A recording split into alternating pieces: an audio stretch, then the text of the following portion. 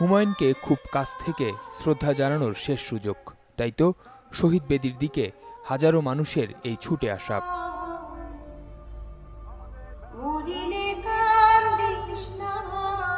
পূর্বে দোয়েল চত্বর, উত্তরে টিএসসি মোড় আর পশ্চিমে জগন্নাথ হল। সবখানেই শুধু মানুষ আর মানুষ। এত মানুষের বুক ভরা ভালোবাসা আর চোখের জলে সিক্ত হলেন হুমায়ুন আহমেদ। আমি যখন বৃষ্টি দেখব তখন উনি ভাববো আমার পাশে উনি আছেন, যখন আমি কদম ফুল দেখব তখনও ভাববো উনি আমার পাশে আছেন। তুমি আজ থেকে আমাদের নুহাস চলচ্চিত্রের একজন আর্টিস্ট, ওইটা যে আমার জন্য কত বড় পাওয়া, মানে কত আনন্দের বিষয় ছিল সেটা আমি বলে বোঝাতে পারবো না। আমি খুবই ক্ষুদ্র মনের মানুষ, তারপর আমার মনে হয়েছে যে ওনাকে রাষ্ট্রীয় মর্যাদা দেওয়া উচিত। প্রিয় লেখককে হারানোর কষ্ট প্রকাশের ভাষা যেন মুখে আসছিল না। শোক বইয়ের পাতায় তাই বিয়োগ বেদনার কথাগুলো লিখেছেন পরম মায়া আর আবেগে।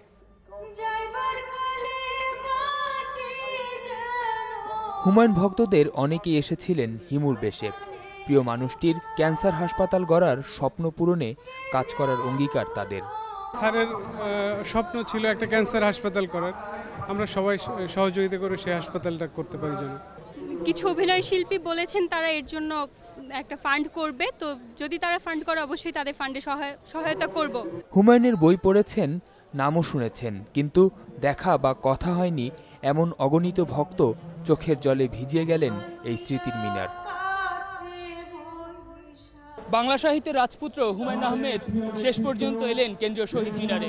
তবে শেষবারের মতো তার এখানে আসা হলেও হাজার মানুষের এই ঢল বলে দিচ্ছে হুমায়ুন আহমেদ থাকবে অনন্তকাল বাংলা সাহিত্যে।